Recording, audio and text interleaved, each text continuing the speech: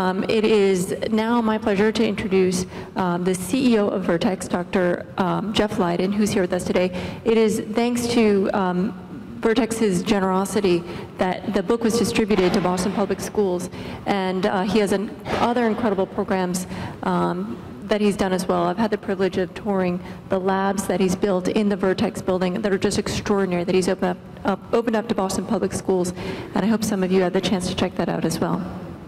So Dr. Leiden is the chairman, president, and CEO of Vertex Pharmaceuticals. He's a physician and scientist who for the last 30 years has dedicated his career to improving the lives of people with serious diseases. His experience spans all aspects of the biotech and pharmaceutical industries. He began his career in academia as a molecular biologist and a practicing cardiologist. He's been involved in starting several biotech companies, including Vical and Cardiogene. He served as president of Abbott Laboratories, where he had the responsibilities of running their global pharmaceuticals business. And he has served, while there, he was served in the development of launch of multiple breakthrough medicines, one of them for rheumatoid arthritis and another for HIV infection. Under Dr. Leiden's leadership at Vertex, they have delivered the first and only precision medicines to treat the underlying causes of cystic fibrosis. It is his mission and the basis of the company's research priorities to bring transformative medicines to people with cystic fibrosis and other serious diseases. During his first year as CEO, Dr. Leiden also established a signature program to enhance STEM education among Boston high school students with a 3-year, $1.5 million commitment to our schools. Thank you, Dr. Leiden.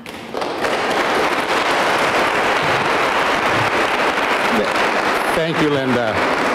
And thanks to all of you for being here. So how many of you are going to get a woolly mammoth as a pet when they clone them? That's great. Good. I've had the privilege and pleasure of living on and off in Boston for probably almost 40 years. And I would say to you, for those of you that haven't lived here for 40 years, which I think is all of you, this is the most exciting time in Boston that I've ever seen, because there's more happening in science, in art, in education than there's ever been here. And obviously that's great news for you, because it means the opportunities for all of you are only going to get greater, and we're going to talk about that a little bit. I'm sure the mayor will talk about that too when he gets here. I wanted to start by thanking a number of people who made this all possible. First of all, Linda Henry, because what Hubweek is really all about is celebrating all these fantastic things that are going on in Boston and making sure that everybody has a chance to enjoy them. And Linda had the vision several years ago to understand the importance of that for our city, for all of you, but also for all the adults in Boston. So Linda, thank you for all you do for Hubweek.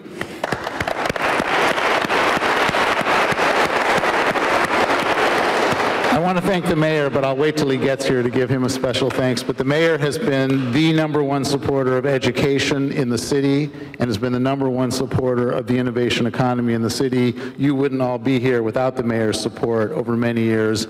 I'll introduce him in a minute. I hear he's outside doing some television interviews. And then Superintendent Chang, who's here and who seems to be here for every major public school event in the city. I don't know, they must have cloned you because you're in 3 places at once, Tommy. Thank you for your support of the kids and the public school system and for making the public school system better.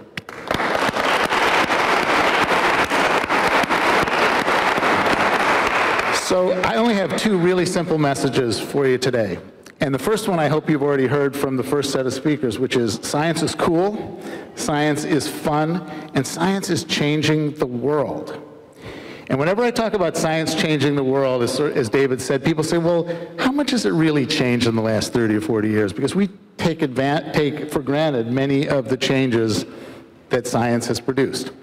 So I put together a little group of props for all of you to convince you how much science has actually changed the world. And I went back to when I was your age. Believe me, it wasn't that many years ago. And I put together a set of things the way I used to do things when I was your age, a kid, and how we do them today. So we'll see if you recognize any of these things. So, all right, this is the first thing. How did we listen to music when I was a kid? Anybody know what that is? A record. How many of you have record players? Really, a couple of you, very good. I don't have a record player anymore, but I used to have thousands of these that would sit in boxes, and you put them on the record player, and then they get scratched, and they'd skip over and over and over again. That's how we first listened to music when I was a kid. Really hard to listen in your car, too. Then we had a big advance in science based on the transistor. This is how we listen to music. Who knows what this is? Yeah, boombox with a cassette. Anybody here have cassettes? Yeah, still a few cassettes left. So how do we listen to music today? Oh yeah, this, right? And not only this, but this doesn't even have any songs on it anymore because they all stream live, right now? Isn't that the way most of you listen to music? Do you think that science had anything to do with that? How did science advance all of this? Technology? Who else? What were the inventions that led to this? How about the internet? How about transistors and solid-state storage devices, right? That's all science. That was all done right here across the river in MIT and then turned into these things. So science really changed our world in this way, right? So related thing, anybody know what this is? Probably haven't seen one of these for a while. Yeah, telephone. Anybody have one of those that looks like this in their house? Oh, come on, I don't actually believe that anybody has one that looks like this in their house. But now, right, and by the way, this used to have a wire that came out the back, right? You had to plug it into your wall. And when I was growing up, we had one of these in my house. And so when my girlfriend would call me, my mom would be sitting there and I'd be talking on the phone. You can imagine how much fun that was, right? Because she could listen to everything I was saying. So now, again, we got these, and you can go outside and talk to your girlfriend or boyfriend or significant other, and it's a lot easier, more fun. Your mom can't really hear what's going on. Don't tell her I said that.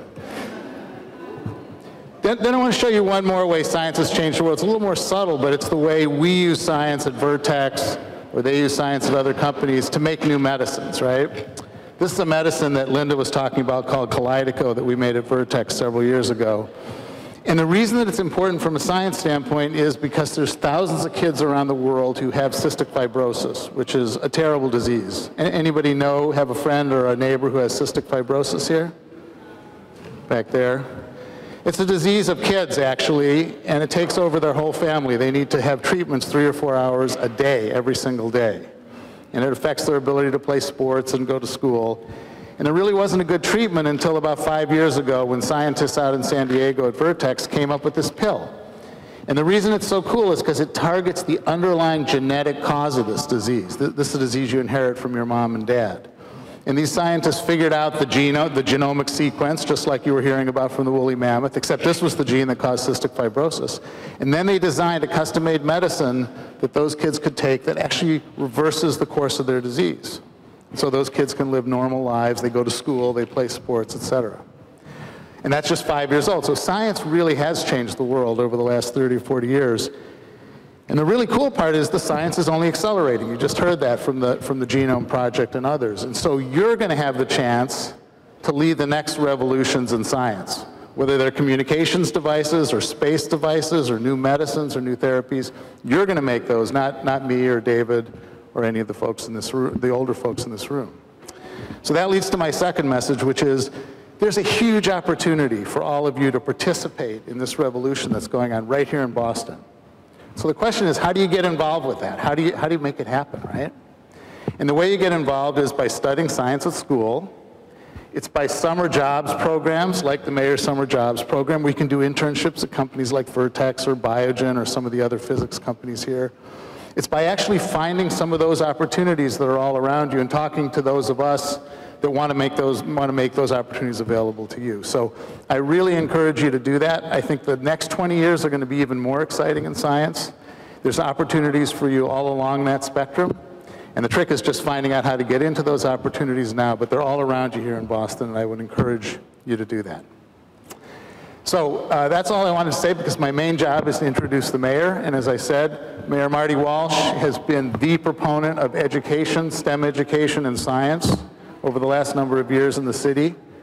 He's supported the Summer Jobs Program, which now has thousands of students, all of you going to summer jobs and internships. He supported Boston Public School System programs in science, technology, engineering, and math. It's my pleasure to introduce our mayor, Marty Walsh. Thank you. Thank you, Jeff. All right, you know, it's pretty sad and makes me feel real old. Every single thing that Jeff held up is something that I used.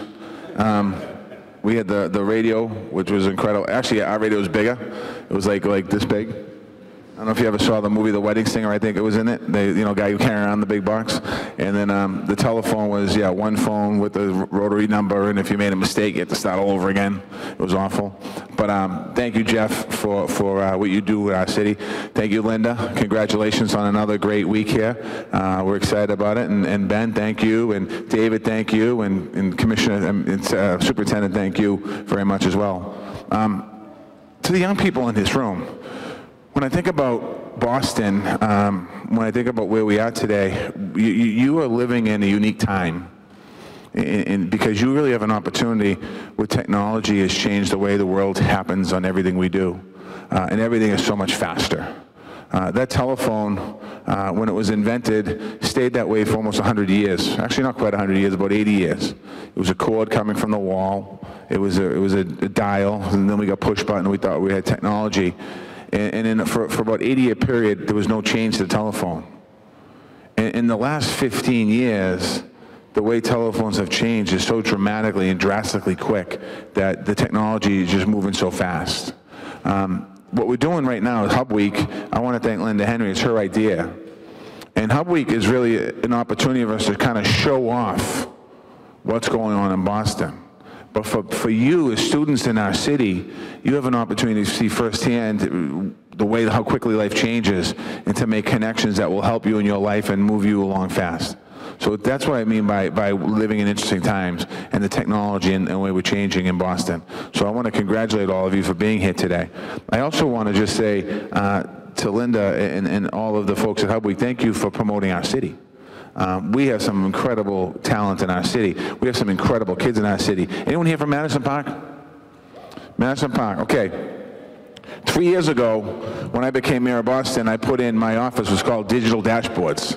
And my digital dashboard is 4 of these boards like this, and they have all kinds of numbers on it. And at the same time, we were seeing and hearing from the media about Madison Park being a school that's underperforming because of the grades in there. So we're hearing the negative side of Madison Park. I had 6 kids from Madison Park that actually came into my office that helped wire these boards. So when you see the digital dashboard in my office, those are kids from Boston Public Schools that wire those boards. They could have been from the O'Brien, they could have been from Madison Park, they could have been from the Burke, they could have been from other schools, but they were from BPS. So when you think about the future of our city, you are the future of our city. Now this is pretty exciting. Who's excited about has there been any interaction today at all? So you can ask questions? Did you ask Jeff any questions? No? You did? Did you ask Linda Henry any questions? All right, if you get a chance, just for the record, don't tell anyone they own the Red Sox and the Globe. So, you know. All right. Any questions for me? I have a whole bunch of notes I'm supposed to read. I don't really feel like reading the notes, because I think you guys will be like, what are you talking about? Any questions for me? Yes, come on. How is it to be a mayor? Being mayor is a pretty awesome thing. Every day is different. Some days are tough, and some minutes are tough, and some days are fine. I love being the mayor of Boston when you get a chance to talk about how great our city is, and how great the kids in our city are, and how great things are going. It's tough when I have to talk about the challenges of violence and crime in our neighborhoods. A lot of you guys know that. I love being able to tell success stories of helping young people get into recovery, and it's sad to see those stories of kids that are addicted and die. I mean, so being the mayor is kind of like being a student in school, that if I do my homework and I'm prepared for the day ahead, then I'll be okay. But if I don't prepare for the day ahead, it makes it for a long day. So it's a fun job. I'd suggest do it someday. Yeah. If I weren't mayor, what would I be? Great question. If I weren't mayor, I would probably be working in the trades, representing building trade unions in Boston. But if you ask me a question, what would you like to be other than a mayor? my question would be, I'd love to be a principal at a high school. And I'd like to be principal at a high school where it's not a smooth school. Like, who do you know Brian kids here? All right, yeah, no. Not a smooth school like yours. I want some challenges. You know, yeah, I know there's some challenges, but still, because I think that I love dealing with young people because you are the future. You are the future. Right about now, when I was in high school, probably 10th, 11th, 12th grade, I started to think I wanted to be in politics. And I started to think, and honestly, the reason why I wanted to be in politics, and this is a true story, my uncle was running for a union position, and his name was on a bumper sticker, and I thought it was the coolest thing, so I said, someday I want my name on a bumper sticker. That's how I got started in this thing. So when you become a teenager, that's when your brain starts to really think about who you are as a person down the road. Now you're going to make mistakes, and that you're going to make mistakes in life, and not, like I made mistakes. We all make mistakes. What you want to do is trying to limit those mistakes from being really bad mistakes, things that you can learn from rather than have to react to that later on. So, any other questions? Yes. My opinion of Donald Trump. I am sad. I am sad that the President of the United States of America reacts like he does on so many different issues. And what I mean by that is I didn't vote for him, and I didn't support him, meaning I've only voted for Democratic candidates in my life. But I'm really sad because I don't know if he understands the magnitude of his hate and his hurtfulness. I am a son of immigrants. My mother and father are immigrants from Ireland. When Irish people came here in the turn of the century, from 19th to 20th, and when the Italians came here and the Jewish people came here, they weren't wanted here. People didn't want them here. The same rhetoric that immigrants are hearing today, they heard back then. When you tweet insults at people, other elected officials or what have you, it's a bad message to send. I respect the office of president because it's the highest office in the land, and in the president of our country, somebody that we really should respect. But I have a really hard time to say those same words in the sentence with the current president because I don't think he respects his people or this country, and I think it's unfortunate. And I'm going to continue to fight against him unless he does something positive. And if he does something positive, I'll give him credit for it. But until I see that, can't do it.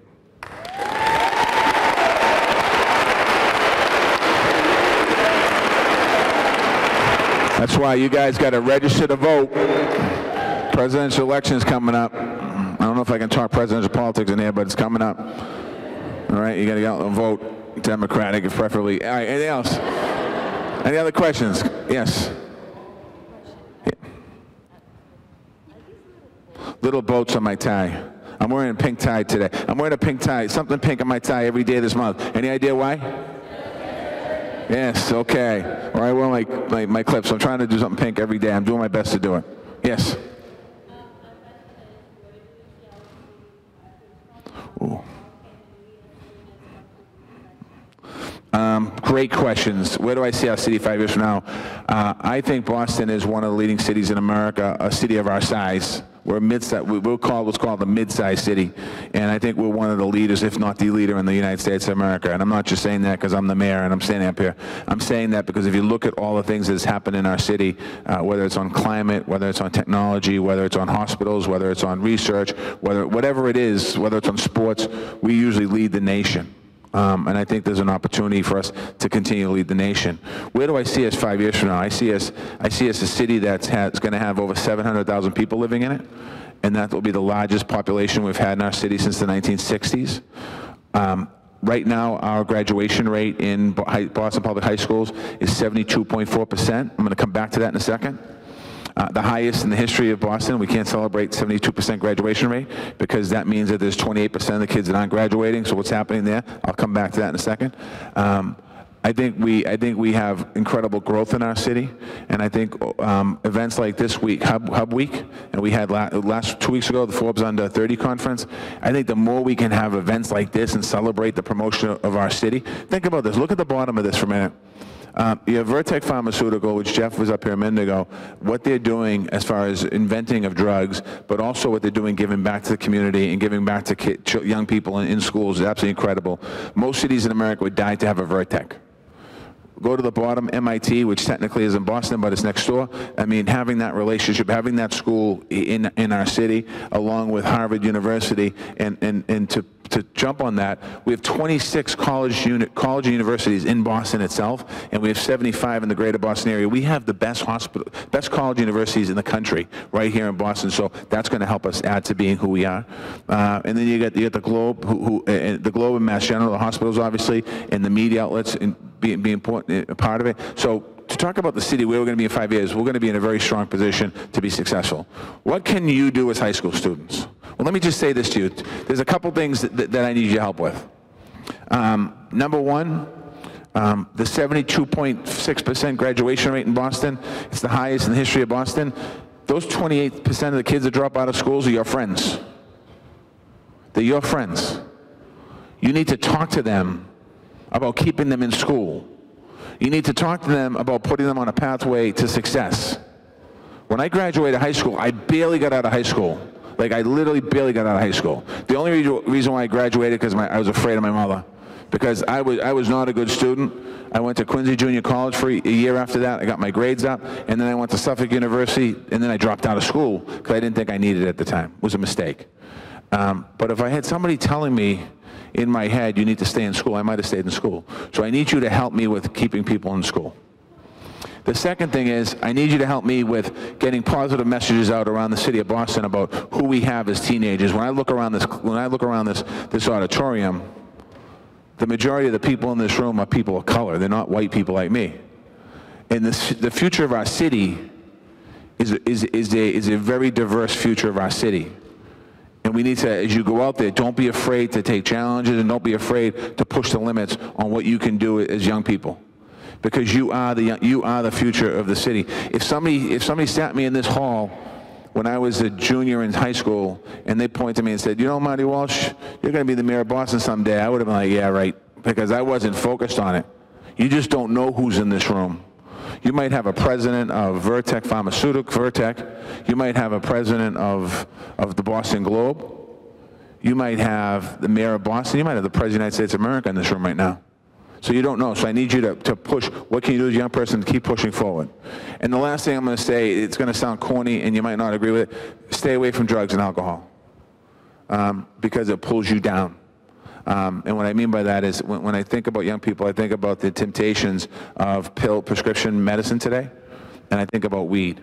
And I think about the effects of what each of those do.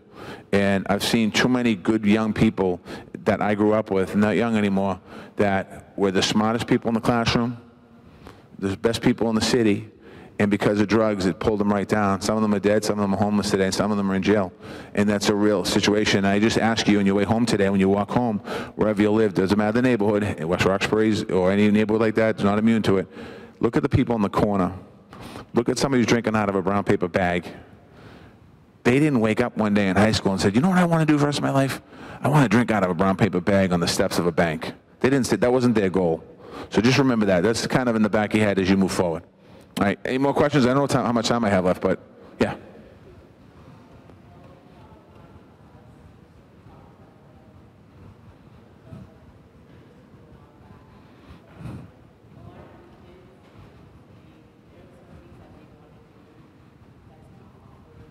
Yeah. Yeah.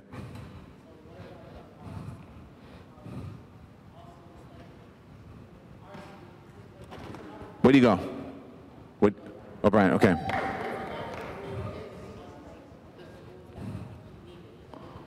Yeah. You're right.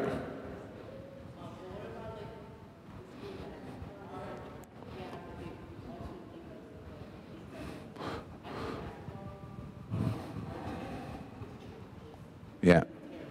What do you play? Where's the gym? In your school? Okay.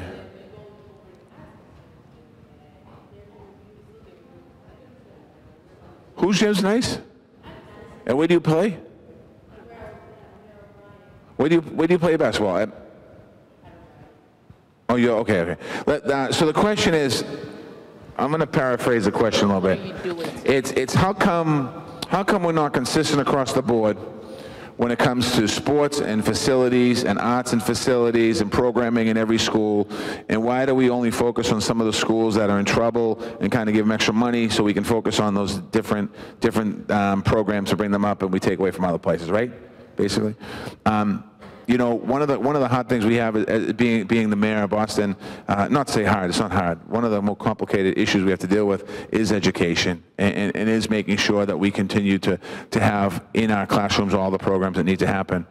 We don't have enough programs in our schools for our young people. We don't have arts. We have Boston Arts Academy, and that's our answer to the arts program. Meanwhile, there's probably a brilliant artist at the O'Brien, sitting in the O'Brien, waiting to be found and discovered. And I think that there's an opportunity. I think that's something that myself and Dr. Tommy Chang and the school committee has been working on, and hopefully over the next few years we'll be able to change that whole dynamic. We want to be able to bring a school system to Boston that we can give all of the young people the opportunities in the individual schools.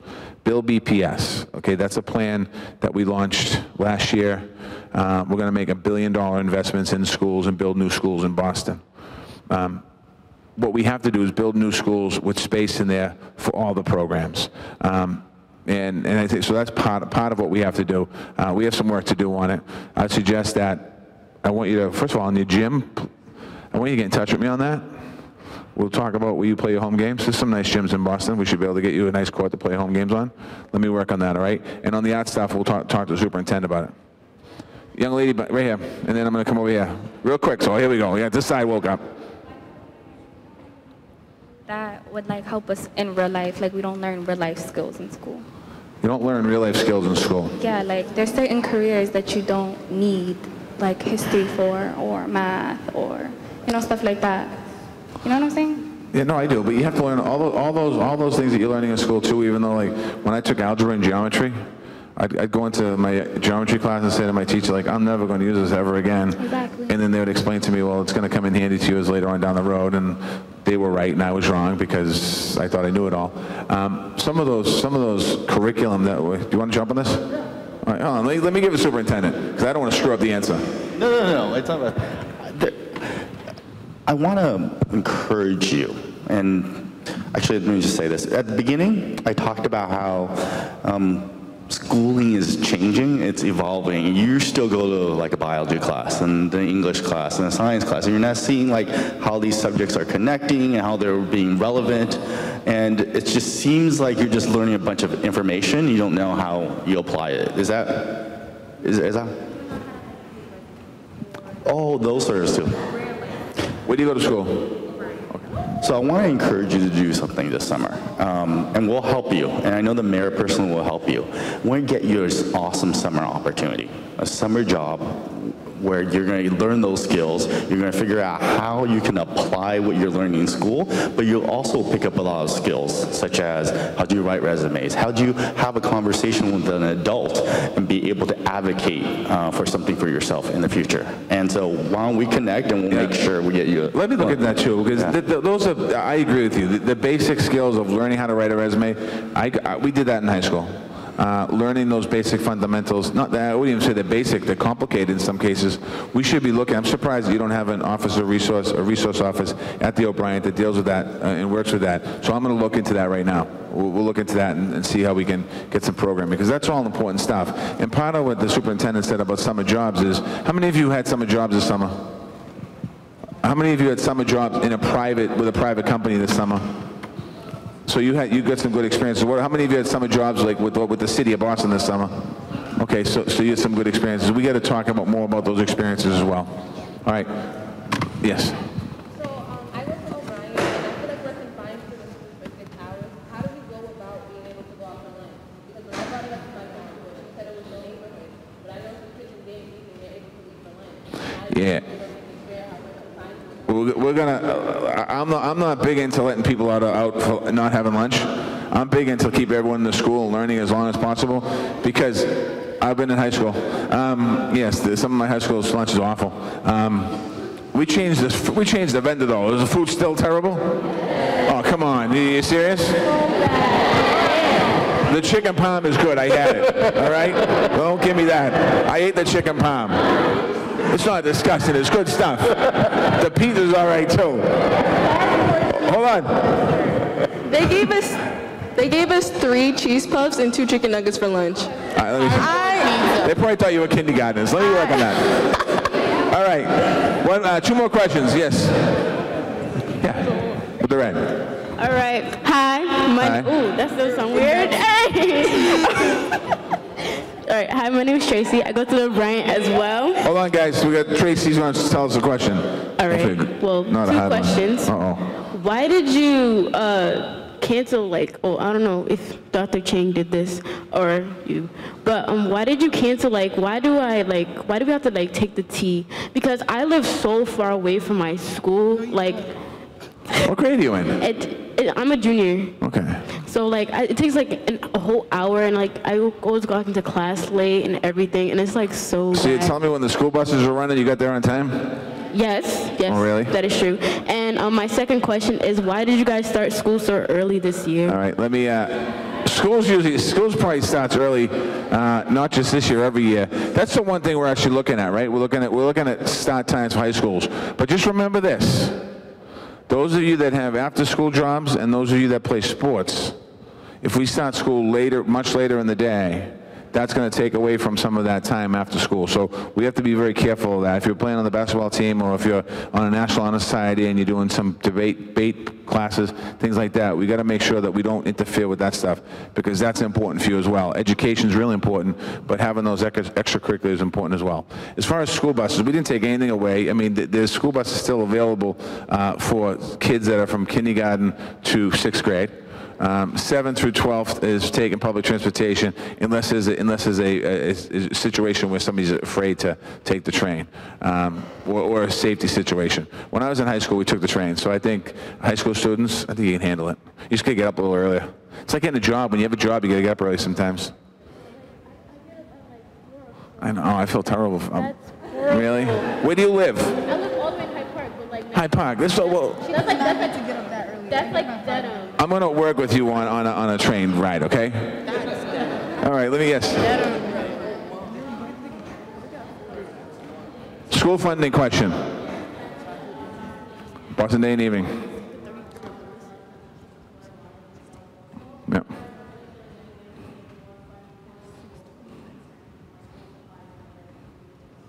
Yeah, let me, I can look into see exactly what the situation with the supplies are. We just put together a fund that was for that reason to let teachers to be able to buy new supplies, new furniture in the schools. It's a $13 million fund that day and evening. It's just brand new this year in the budget, so they'll be able to attach that money for that. And the second thing is what we're doing, the way that some money works in the schools is money follows enrollment. So when you have, money follows a student. So one of the things we got to do is encourage more people when they graduate 8th grade to stay in the Boston Public Schools and go on to high school so we can fill our high schools with kids. We're going to continue to work on those. So that's part of the reason, too, that some people leave the district in high school. They go to private school or they go to other districts. We got to keep them in. That more money will go to the school. But, yeah, you should be getting that money for, check with the principals. That should be coming. Yes? Picture me? Yeah, you can do that. All right. You got another question? All right. Who hasn't asked a question? Anyone have a question? Yes. Yeah.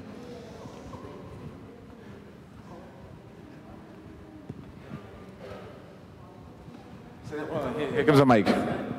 So 3 most important things if you're dreaming about going into politics. Going into politics. 3 most important things. Okay. Number 1 is real important to have your education.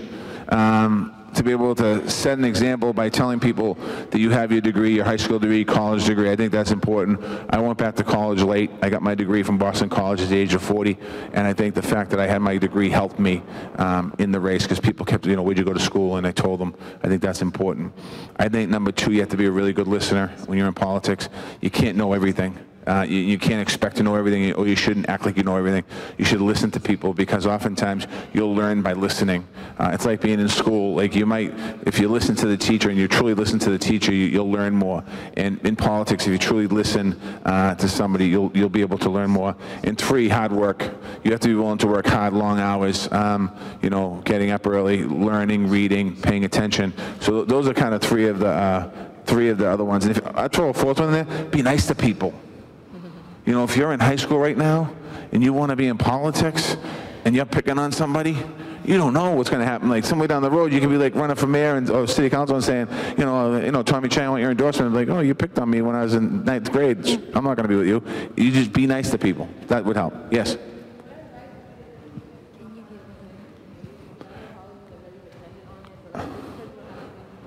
Yeah. Yeah. Let me just say this to you. When I graduated high school, I applied for Suffolk University. I didn't get in. My GPA was horrible. My GPA was probably the worst of everyone in this room. And I wanted to go to college. So what I did was I signed up for Quincy Junior College, and I did a year there. And I realized when I was in college, I'm like, wow, I could do the work. I'm not a dummy, because I thought there was something wrong with me. I'm like, I can do the work, and I got my grades up to the point where Suffolk accepted me the next year, and I got into Suffolk University. So my advice to you is, if you want to go to a school, let's say your school is Boston College or your school is Boston University, and your grades don't work for that, go sit with the counselor over there and ask them, what will it take for me to get into your school next year? And they will say to you, this is what you need to do. College is completely different than high school. It's completely different experience. It's completely different pace. You have to work hard in it, but you can really do a lot of good. So whatever your school is you want to get into, if you don't get into it, don't get disappointed. Don't get discouraged. Shoot for the year 2 for that school and get a plan in year 1 how to get into your school. Yes? It's all right. Don't worry about it. Well, I wanted to mention that we go to Boston International High School, so you keep on your mind.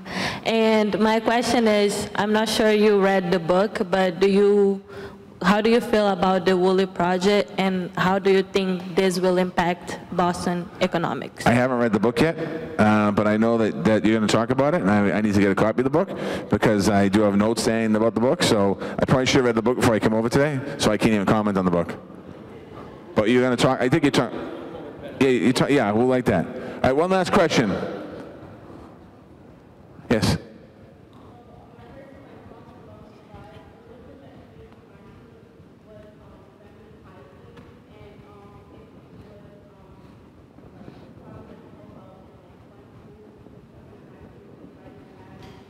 All right, let me work on that. I will work on that. All right, listen.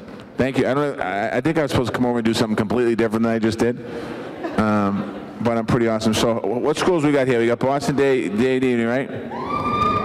We got Madison, O'Brien. What else? What is it? Boston International High School? Woo! All right. All right, anyone else? All right, listen, well, just thank you for coming out today. Thank you for letting me to come here today. And I just want you to remember, whatever your dreams are in life, follow them, pursue them. Don't let anyone talk you out of them. Because anyone that's successful in life, and that success doesn't mean, that success could be a mother like my mother and father who came to this country. My mother, basically, when she worked, she was a housekeeper for a long time, and she just took care of older people, and her dream was to come to America and send money back home, so she fulfilled that. So I want you all to pursue your dreams, pursue whatever they are. I want to thank these folks in the front row for putting this on today and this week. It's going to be pretty awesome in the city of Boston, and thank you.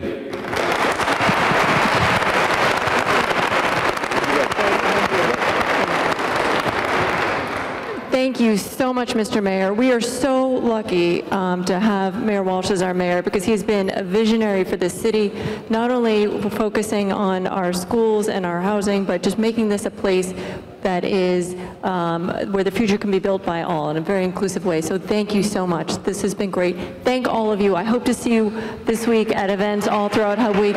Enjoy. Thanks for joining us today.